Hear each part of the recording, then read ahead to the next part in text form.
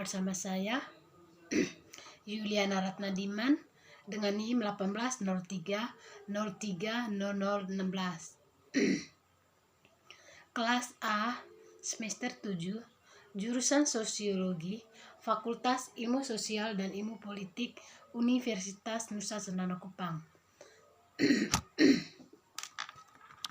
Oke, baik, pada video kali ini saya akan membuat video pendek berkaitan dengan untuk memenuhi tugas mata kuliah kajian seminar masalah sosial. Oke, baik, langsung saja saya akan menjelaskan mengenai judul buku yang saya sudah review. Judul bukunya Kekuatan Diskursif dari Meme dalam Budaya Digital. Kekuatan diskursif dari meme dalam budaya digital. Pada intinya, budaya digital berarti interaksi antara manusia dan komputer. Aspek penting untuk diingat adalah bahwa ini bukan satu interaksi budaya secara umum. Dapat dianggap berarti menggunakan media sosial sebagai bentuk utama berinteraksi dengan orang lain. Manusia interaksi sederhana namun meresap, menyiratkan lebih banyak. Nonton pidato pejabat politik, bisa live streaming. Oke, baik, saat ini era perkembangan komunikasi manusia berada pada interactive communication. Dengan perkembangan internet yang semakin cepat, semakin pesat sebagai penandanya. Semakin canggih teknologi itu digunakan dalam proses komunikasi, maka semakin maju dan berkembang pula aspek kehidupan manusia, mulai dari budaya, ekonomi, bahkan sampai pada pola komunikasi antar individu. Selama satu dekade terakhir, perkembangan meme semakin pesat. Meme merupakan bagian dari produk perkembangan budaya di era modern ini yang tersebar di internet.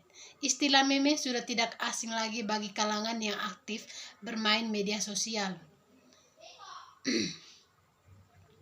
Meme yang identik dengan unsur humor ini menjadi konsumsi sehari-hari bagi pengguna internet. Meme adalah wacana terbentuk gambar atau foto dengan tulisan-tulisan tertentu.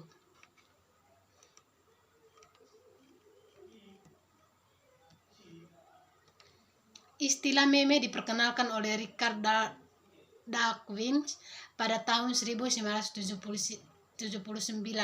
Davidson menegaskan bahwa meme internet merupakan bagian dari budaya yang muncul di internet dan ditransmisikan secara online. Saat ini, meme tidak hanya sekedar lelucon, tetapi merupakan cerminan dari realitas offline dan disajikan dengan visual yang menarik.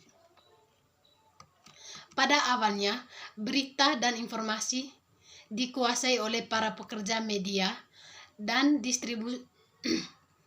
distribusikan secara massal kepada khalayak.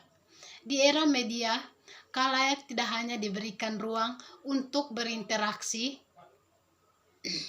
di media massa yang melakukan konvergensi teknologi ke internet. Namun saat ini, khalayak telah bergeser bahkan menjadi pesaing karena khalayak turut terlibat dalam proses produksi dan distribusi berita dan informasi.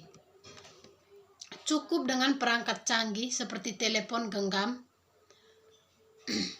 yang sudah dilengkapi dengan fasilitas kamera, perekam suara, bahkan pengolah gambar, serta terhubung dengan internet. Khalayak sudah dapat menyebarkan peristiwa yang ditemuinya saat itu.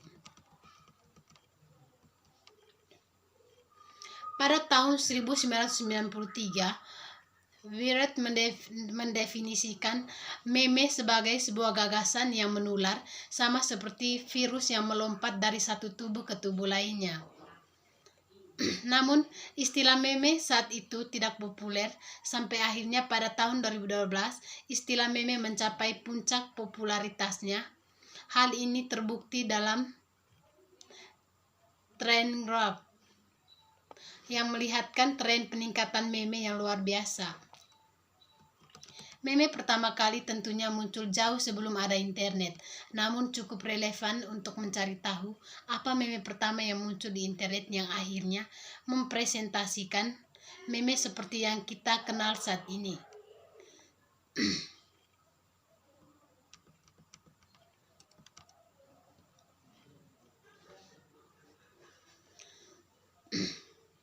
Terdapat beberapa konsep yang harus dipahami sebelum mengkaji permasalahan ini lebih jauh.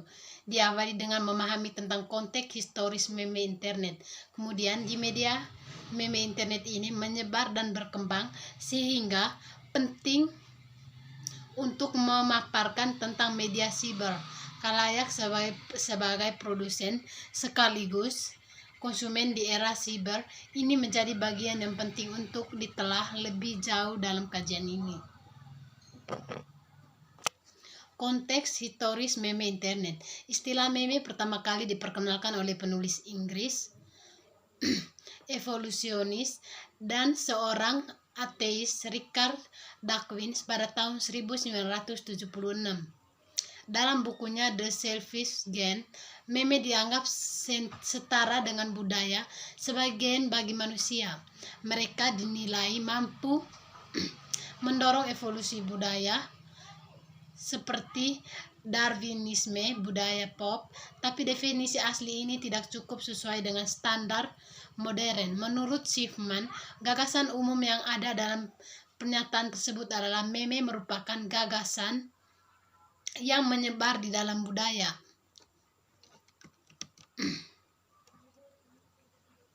Pada tahun 1996, seorang desainer grafis Michael Girard ingin menunjukkan bahwa gerakan dapat diprogram dan diproyeksi melalui komputer. Kemudian demo Dancing Baby dikirim ke pengembang lain yang ada dasarnya hanyalah untuk pamer. Itu terakhir di tangan seorang pengembang LucasArts.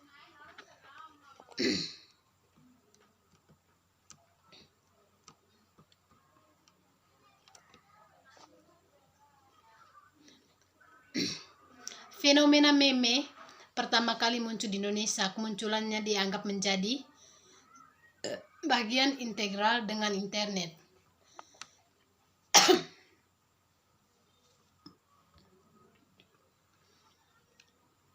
Ali Fansia memaparkan bahwa di Indonesia istilah meme ini populer sejak kemunculannya pada situs mahasiswa di tahun 2009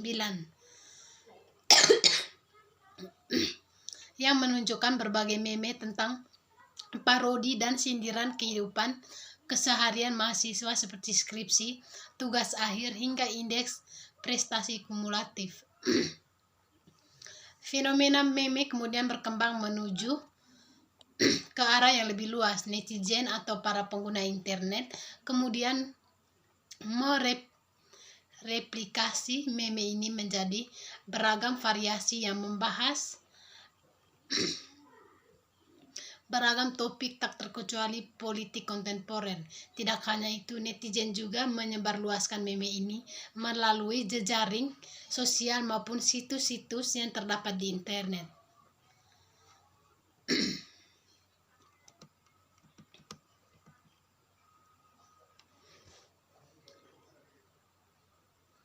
Media siber. Dalam literatur akademis, banyak istilah yang digunakan untuk menyebutkan media siber, seperti media online, digital, media virtual, media network media, media baru, media web, dan sebagainya.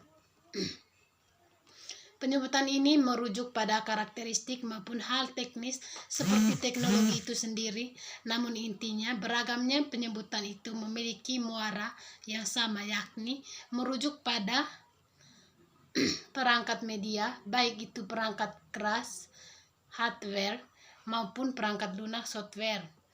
Media siber adalah alat atau sarana komunikasi dengan menggunakan jaringan internet atau bentuk komunikasi yang ada di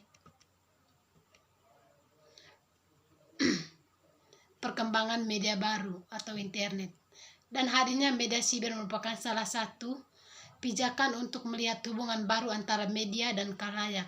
Selama ini media tradisional menempatkan khalayak dalam posisi pasif, sekedar menerima terapan media dan tidak memiliki kebebasan untuk memproduksi informasi.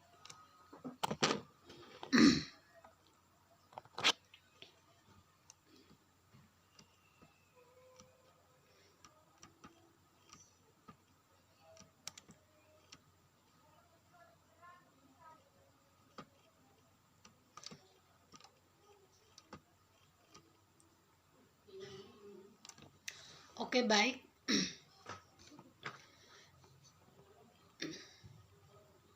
Sekian dari video yang saya buatkan di atas. Semoga video pendek yang saya buatkan di atas bisa bermanfaat untuk kita semua. Dan untuk teman-teman jangan lupa nonton, like, komen, dan subscribe. Selamat menyaksikan.